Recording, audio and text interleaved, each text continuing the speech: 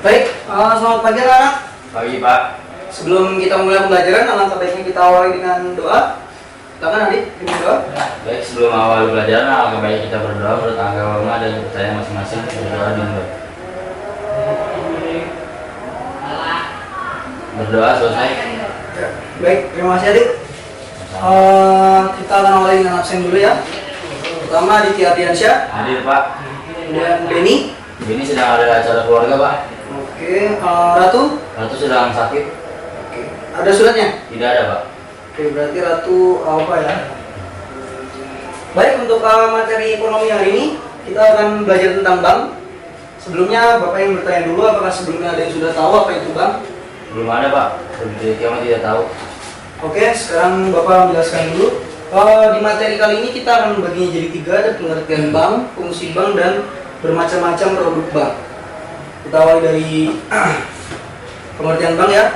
Pengertian bank adalah bank adalah lembaga intermediasi keuangan yang bertugas menghimpun dan menyalurkan dana kepada masyarakat untuk meningkatkan taraf hidup rakyat.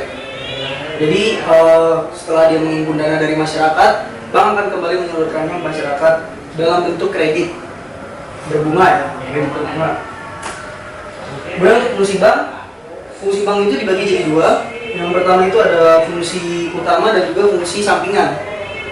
Untuk fungsi utamanya, yang pertama bank seperti tadi yang sudah Bapak bilang menghimpun dana dari masyarakat. Biasanya bank menghimpun dana itu dalam bentuk tabungan, giro atau deposito berjangka. Jadi bank itu menghimpun dana dari masyarakat dalam bentuk simpanan-simpanan. Kemudian untuk yang kedua, fungsi utama bank adalah menyalurkan dana kepada masyarakat. Jadi setelah tadi dia berhasil menghimpun dana dari masyarakat, bank akan menyalurkannya dengan berupa kredit berbunga ya, kredit berbunga. Kredit berbunga ini ada berbagai macam jenis. Ada kredit perumahan rakyat KPR yang biasa digunakan oleh pegawai-pegawai untuk mengkredit rumah supaya lebih murah. Kemudian ada kredit tanpa angsuran dan berbagai macam kredit lainnya yang ada bunganya, jadi kredit berbunga. Jadi bank akan mendapat keuntungan itu dari bunga yang ada dalam kredit ini. Kemudian untuk fungsi sampingan, bank itu memiliki 5 fungsi sampingan. Yang pertama ada mendukung kelancaran mekanisme pembayaran, mendukung kelancaran transaksi internasional, kemudian ada penciptaan uang, kemudian sarana investasi dan juga penyimpanan surat berharga dan barang-barang berharga ya. Untuk penciptaan uang, di Indonesia itu bank yang boleh menciptakan uang hanya satu, yaitu Bank Sentral atau Bank Indonesia.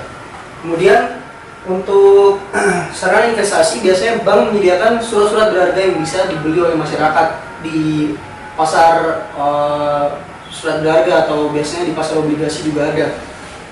Kemudian untuk penyimpanan barang berharga, bank ini menyediakan yang namanya safe deposit box atau sebuah loker yang bisa disewakan, yang bisa disewa oleh masyarakat untuk menyimpan barang-barang berharga mereka.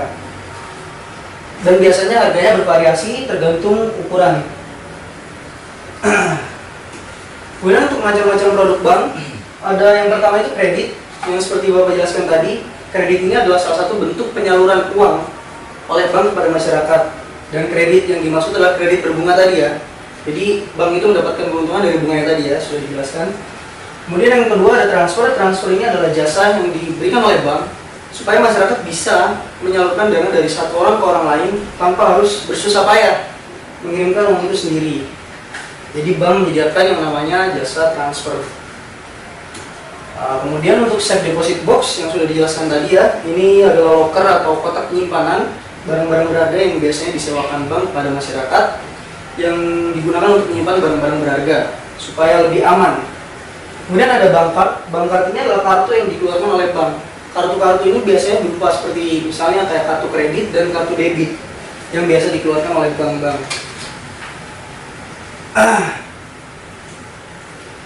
Ya, sampai di sini apakah ada pertanyaan? Saya ada pertanyaan Pak.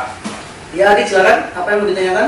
Tentang mengenai fungsi bank tadi Pak. Ya. Kenapa Bank Indonesia tidak menciptakan uang Indonesia dengan banyak? Karena Indonesia memiliki utang, setahu saya memiliki utang 6.000 triliun lebih. Kenapa Indonesia tidak membuat uang banyak untuk menutupi utang tersebut? Oke, jadi maksudnya kenapa Bank Indonesia tidak menciptakan banyak uang untuk membayar utang? Iya Pak. Baik, pertanyaannya bagus sekali Adit. Kenapa Bank Indonesia tidak menciptakan uang yang banyak? Karena kalau jumlah uang yang beredar sangat banyak, itu justru akan merugikan kita dan akan membuat negara jadi menghadapi masa-masa inflasi. Inflasi ini justru akan merugikan, seperti yang terjadi di Venezuela, jadi semua harga barang akan naik. Karena ketika semakin banyak uang yang beredar di negara kita, maka uang itu akan semakin, nilai tukarnya semakin turun. Jadi kita akan kalah saing dengan nilai tukar utama di dunia ini, yaitu dolar. Karena pembayaran mata uang utama yang digunakan untuk pembayaran setiap transaksi internasional itu adalah mata uang dolar Amerika Serikat. Semakin banyak uang yang beredar di kita, justru nilai tukarnya akan semakin rendah. Jadi segimana mungkin kita meminimalisir itu ya.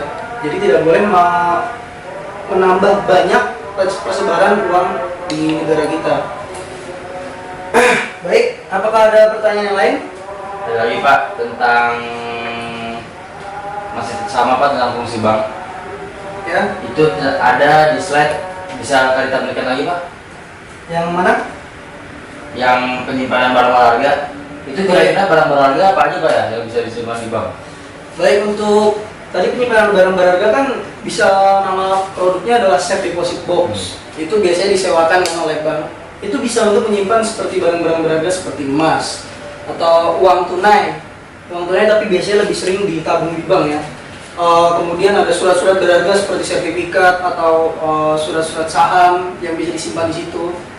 Berbagai macam jenis surat barang-barang berharga yang sekiranya mungkin bisa disimpan di bank, seperti tadi surat berharga dan emas. Jadi kalau nggak mungkin kan kita menyimpan mobil, nah itu tidak mungkin. Ya. Apa ada lagi? Cukup Pak. Baik, untuk pembelajaran hari ini kita bisa menarik kesimpulan ya, bahwa di hari ini saya berharap beberapa tujuan yang tercapai adalah semoga kalian bisa memahami dan menjelaskan apa itu pengertian bank, kemudian menjelaskan juga fungsi-fungsi bank dan menyebutkan dan menjelaskan berbagai macam produk-produk dalam bank. Untuk kesimpulan hari ini bisa ditarik kesimpulan bahwa bank itu adalah sebuah lembaga keuangan yang fungsinya menarik dan menyalurkan dana pada masyarakat dengan cara menarik dana lewat tabungan-tabungan atau simpanan-simpanan, kemudian menyalurkannya lagi lewat kredit berbunga yang nantinya bunga tersebut akan menghasilkan keuntungan untuk bank sendiri. Jadi bank ini saya pikir sebuah lembaga keuangan yang sangat membantu di masyarakat ya. Baik, jika tidak ada pertanyaan, Bapak akan memberi tugas. Tolong dikerjakan di rumah dan di pertemuan berikutnya akan kita bahas.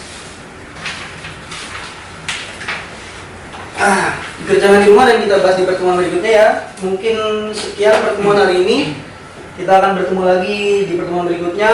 Jika tidak ada pertanyaan, Bapak akhiri. Selamat siang untuk semuanya ya.